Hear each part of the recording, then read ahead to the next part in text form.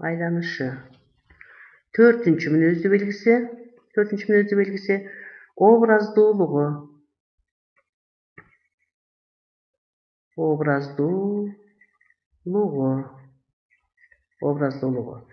Демек, 4 мүнөздүү белгиси бар экен. Эми ар бирине токтололук. Биринчи, фразеологизмдер кепте дайыр материал катары колдонула берет. Мисал келтирсек, Асандын окууга өткөнүн,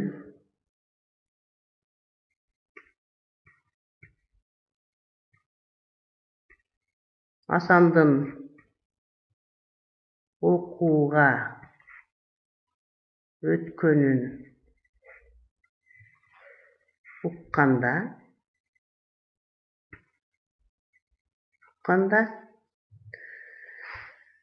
төбөм көккө жетти.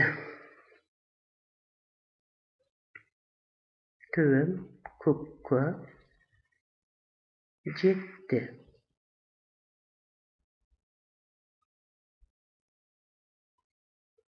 көккө жетти. Бул сүйлөмдө фразеологизм төбөм көккө жетти. Демек, бул фразеологизмдин туюнтмасы кубануу деген туюнтманы берет. Экинчи фразеологизмдин экинчи мүнөздүү белгиси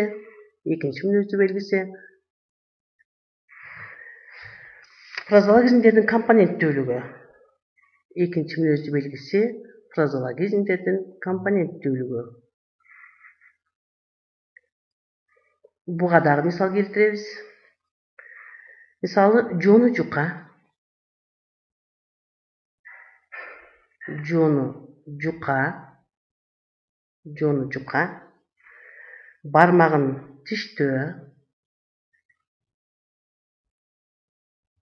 бармагын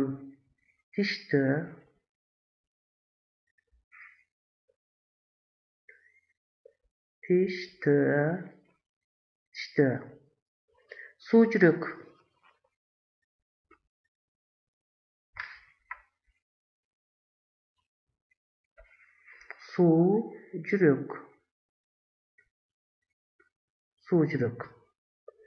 Бул фразеологизмдердин ар бири эки компоненттен турду. Буларды эки сөздөн турат деп айтуу туура эмес. Анткени сөздөрдүн ар бири өзүнчө түшүнүккө ээ болот. Ал эми фразеологизмдер бири-бири менен биригип, бир гана түшүнүктү берет. Ошондуктан эки сөздөн эмес, эки компоненттен турат деп айтабыз. Балдар, фразеологизмдер 2, 3, 4, кээде андан да ашык компоненттен турат. Мисал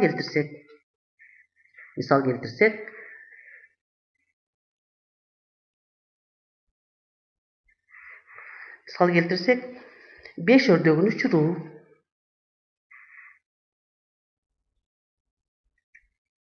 5 өрдөгүн учуруу. Бул фразеологизм 3 компоненттен турду. Кой үстүнө торгой жумурткалоо. Кой үстүнө торгой жумурткалоо.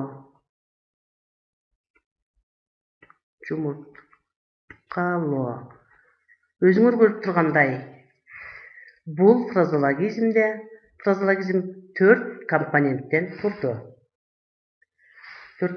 турду. Демек, фразеологизмдер мына ушундай бир нече компоненттен тура берет экен.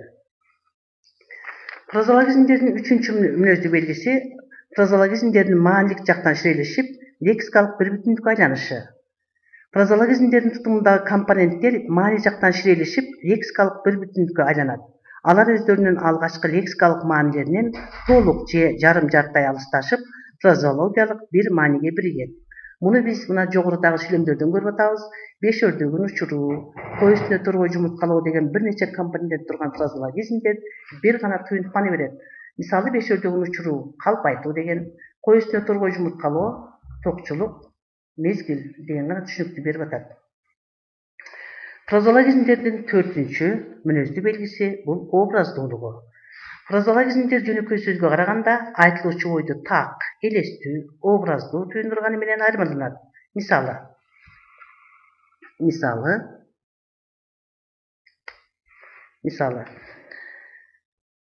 мен анын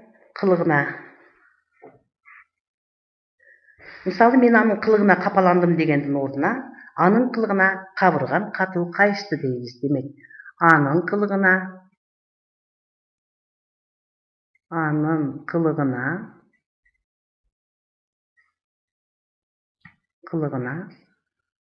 кабыргам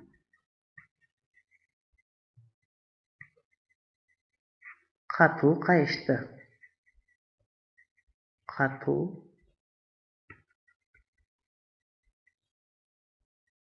Бул сүйлөмдө жөн эле капаландым деп койбостон кабыргам катуу кайышты деген фразеологизмдерди колдондук. Демек, фразеологизмдер сүйлөмдө көркөм сөз каражат катары колдонула берет экен. Ошондо образдуулукка ээ деп айтсак болот.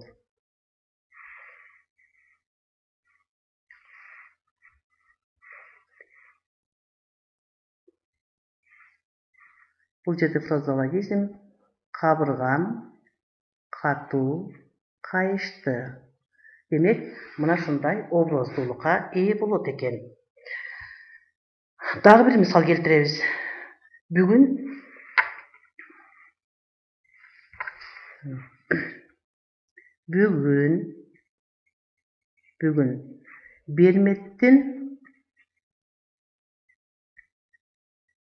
Берметтин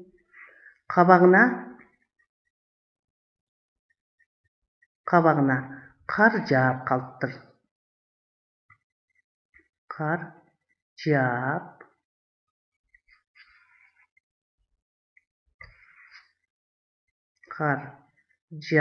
калыптыр.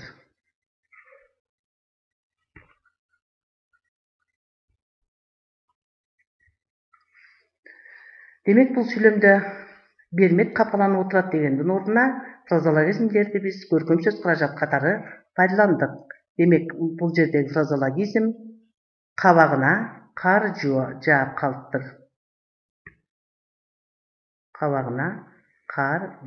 Деген фразеологизмди пайдаландык. Ошентип балдар, фразеологизмдин төрт мүнөздүү белгисинен фразеологизмдердин аныктамасын чыгарабыз. Демек, мына силер көрүп тургандай мүнөздүү белгилери бул жерде турат.